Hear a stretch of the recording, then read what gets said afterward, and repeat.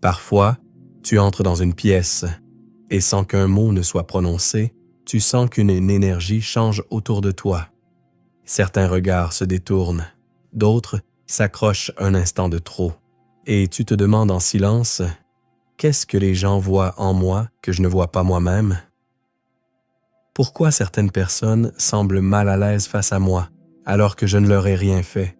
Et si, aujourd'hui, on prenait un moment pour comprendre ces dynamiques invisibles, non pas pour juger, mais pour grandir intérieurement, pour retrouver la paix dans nos relations, et surtout, pour ne plus laisser le regard des autres définir notre valeur.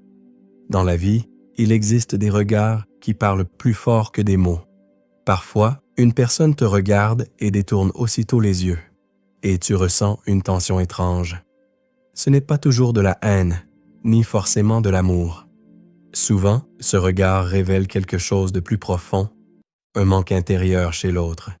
Quand quelqu'un te regarde avec une certaine rigidité, il arrive qu'en réalité, il voit en toi ce qu'il aimerait être ou posséder.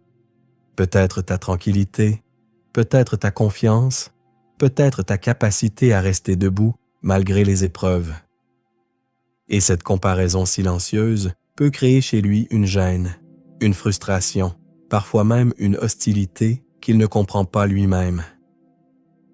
Il existe aussi ces regards de côté accompagnés d'un sourire forcé, ce sourire qui semble poli, mais qui ne vient pas du cœur. Pourtant, il faut être prudent, car tous les regards fuyants ne sont pas négatifs. Certaines personnes baissent les yeux par timidité parce qu'elles apprécient ta présence, mais ne savent pas comment l'exprimer. La différence est subtile, mais elle se ressent.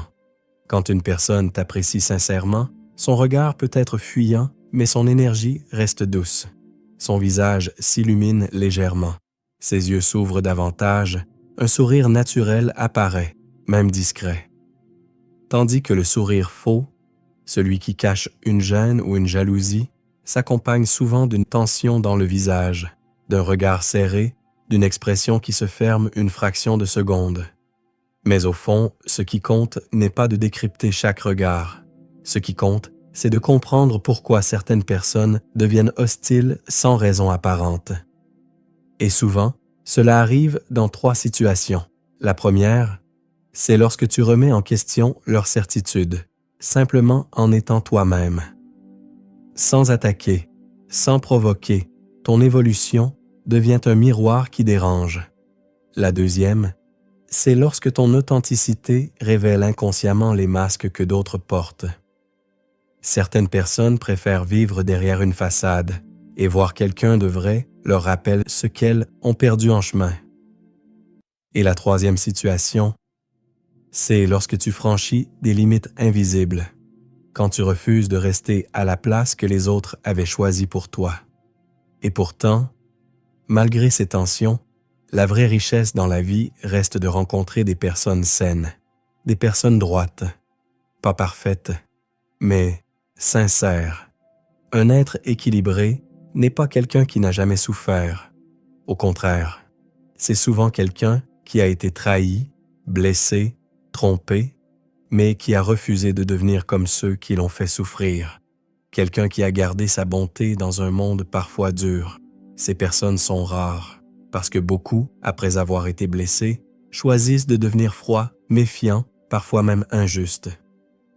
Alors quand tu rencontres quelqu'un qui reste honnête malgré ses blessures, protège ce lien. C'est une bénédiction silencieuse. Tu sais, les plus beaux yeux ne sont pas forcément bleus, verts ou noirs.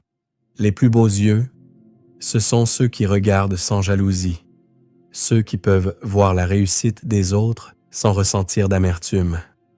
Des yeux rassasiés, qui ne convoitent pas ce qui appartient à autrui, qui croient profondément que chacun reçoit sa part dans la vie. Ces regards portent une paix intérieure rare, parce qu'ils savent que la réussite des autres ne diminue pas la leur. Et parfois, la plus grande victoire dans la vie n'est pas de gagner quelque chose, mais de perdre ce qui troublait ta paix. Combien de fois avons-nous conservé une relation, une amitié, une situation, simplement par peur de perdre, alors qu'en réalité, cette perte aurait été une libération. Ce que nous appelons échec est souvent un investissement pour notre tranquillité future. La paix intérieure n'a pas de prix, et parfois, s'éloigner de certaines personnes est le plus grand acte d'amour envers soi-même. Il arrive aussi que certaines personnes soient en colère contre toi, non pas parce que tu leur as fait du mal, mais parce que tu ne leur as pas donné le spectacle qu'elles attendaient. Elles voulaient te voir brisé, triste, dépendant, mais tu as choisi de guérir en silence. Elles espéraient te voir jouer la victime, mais tu as choisi la dignité. Elles pensaient pouvoir te contrôler, mais elles ont découvert que tu savais poser des limites. Et cette indépendance dérange parfois plus que l'erreur. Dans ce cheminement intérieur, certaines qualités deviennent presque dangereuses pour ceux qui veulent nous manipuler. La première, c'est l'art de se détacher quand on sent que notre valeur n'est plus respectée. Savoir partir sans faire de bruit, simplement parce qu'on mérite mieux. La deuxième, c'est de ne pas s'excuser pour des fautes que l'on n'a pas commises. Trop de personnes portent des culpabilités qui ne leur appartiennent pas. La troisième, c'est savoir se taire quand les mots ne servent plus. Et la quatrième, c'est savoir contrôler sa colère. Non pas l'étouffer, mais la transformer en clarté intérieure. Le silence n'est pas faiblesse. Parfois, il est la forme la plus élevée de sagesse. Quand une discussion ne mène qu'à des blessures supplémentaires, le silence protège ton énergie. Et maîtriser sa colère ne signifie pas accepter l'injustice. Cela signifie choisir le moment et la manière d'agir sans se perdre soi-même. Il est intéressant aussi de comprendre que les personnes les plus intelligentes émotionnellement sont souvent celles qui ont été naïves autrefois. Elles ont trop aimé, trop donné, trop cru, puis elles ont appris. Elles ont compris les limites, les signaux, les blessures. Et aujourd'hui, elles transmettent ce qu'elles auraient aimé savoir plus tôt. Voilà pourquoi certains conseillers en relation ont eux-mêmes connu des échecs, parce que leurs erreurs sont devenues leur sagesse. Et plus on avance dans la vie, plus on comprend une vérité profonde. Plus on apprend, plus on réalise tout ce qu'on ignore encore. La vraie intelligence naît de l'humilité.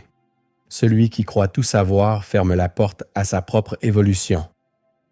Souvent aussi, les leçons les plus précieuses viennent de personnes qui nous ont le plus déçus.